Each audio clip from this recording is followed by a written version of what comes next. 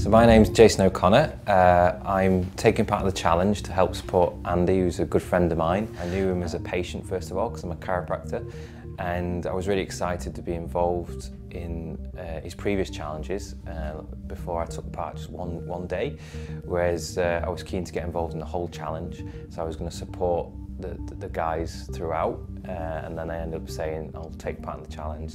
So I'm running the marathons, so I'm doing the 7 marathons, but I'm also keeping the guys going and also giving as much nutrition advice for the guys as well.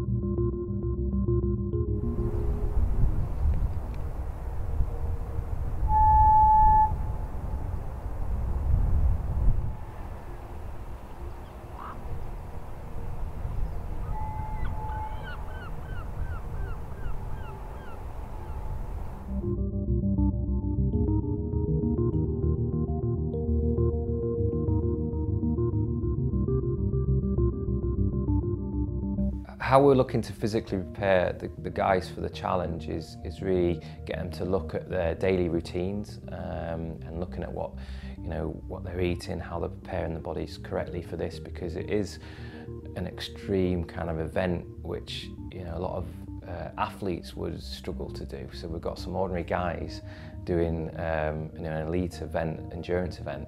So we've really got to get them into the mindset of maybe thinking what they can change to get their body better prepared for it.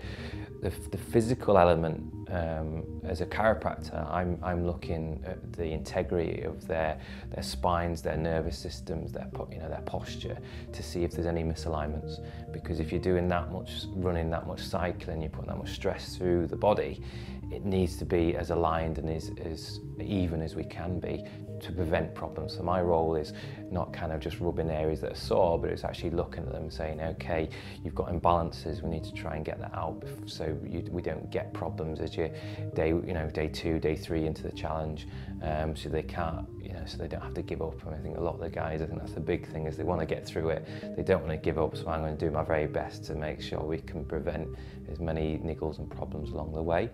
We've designed a kind of nutrition plan which should really help as well prevent injury, so the right balance of proteins, the right carbohydrates, the right amount of nutrients, the body can heal and repair itself each day from the stress that's being put through the body.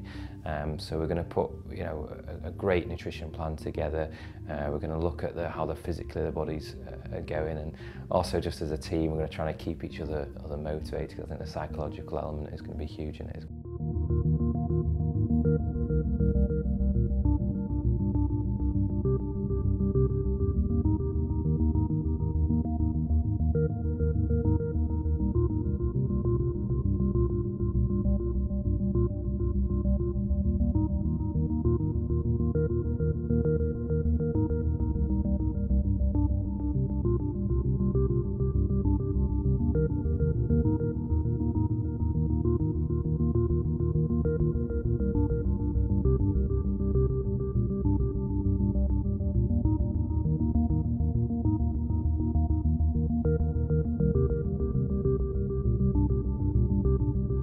Trying to provide the body with the best possible fuel for it, and also the most natural.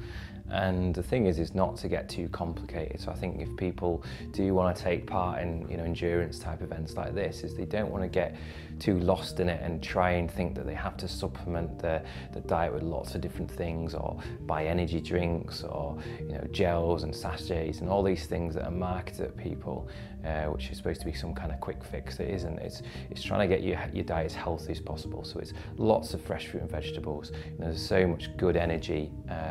People think about carbo loading carbohydrates, whereas vegetables are really high in carbohydrates, and they're also slow release. So especially if you're doing like a longer event, it's an endurance type event, you actually want to be eating a good amount of vegetables, green leafy vegetables, high in iron, high in nutrients, again helping you recover quicker for the next day. It's important to have fats.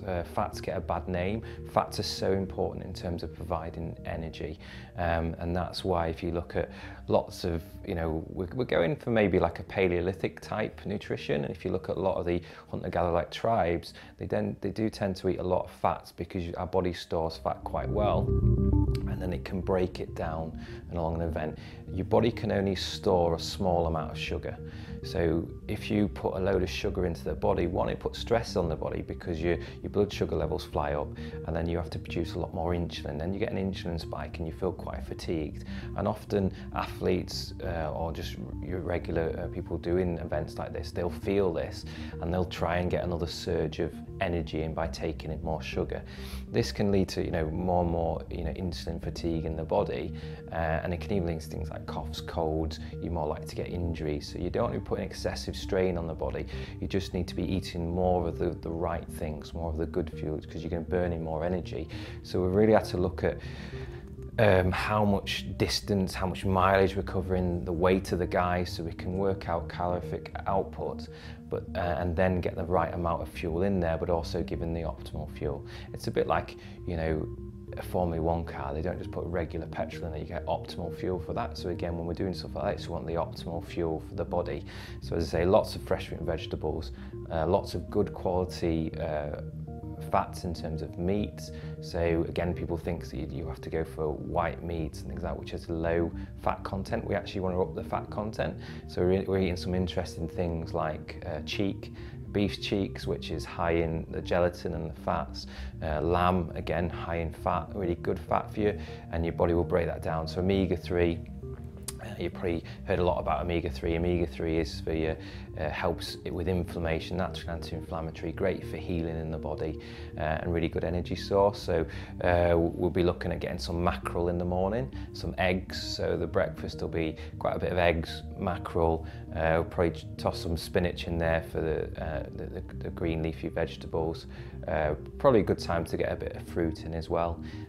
We're having snacks, and we're designing our own like protein balls, which is going to be almond nut butter in, coconut butter, blueberries. Again, that bit of good sugars and not the horseflies. They eat you alive, you know. Yeah. Yeah.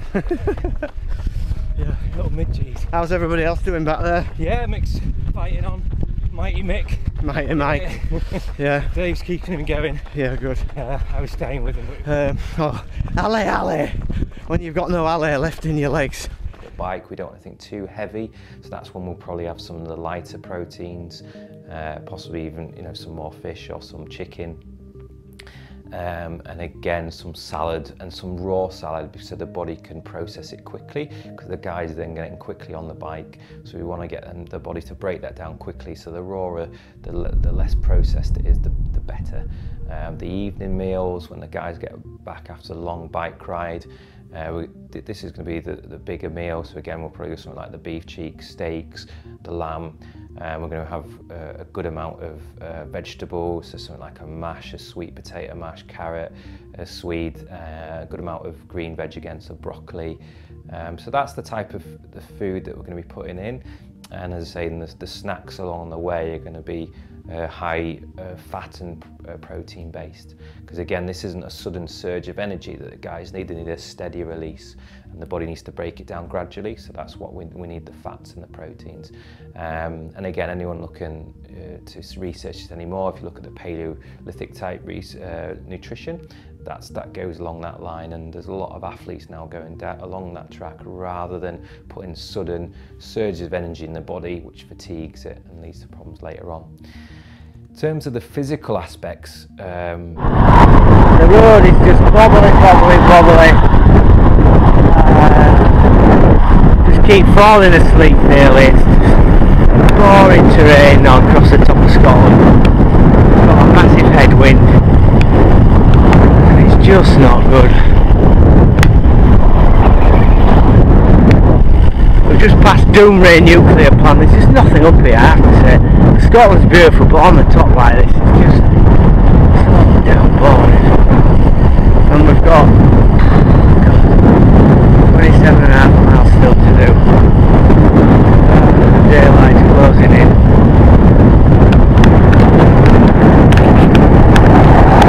Again, the stress that's going through the joints, especially up through the spine, if there's any imbalances in some of the guys from, let's say, their everyday job, if they've got some underlying injuries from before, it's going to come out in this challenge. So we need to have a good look at them. As a chiropractor, I assess balance, alignment. We're taking portable bench along, so we'll be doing good chiropractic care for all of the guys there. We'll be assessing them and also preventing them getting problems. We work alongside a physio, and I'm sure he's going to get his hands on and work on the muscles with the guys, really loosen things up. He'll be trying to put out as many fires as he can, and hopefully I can prevent as many as we can along the way as well.